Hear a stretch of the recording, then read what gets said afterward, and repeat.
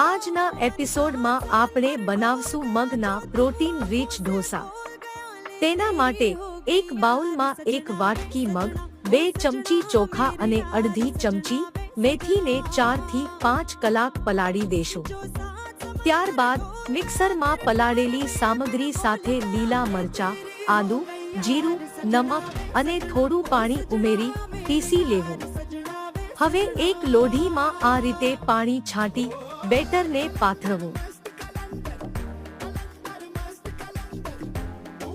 થોડું તેલ લગાવી બંને બાજુ પકાવી લેવું।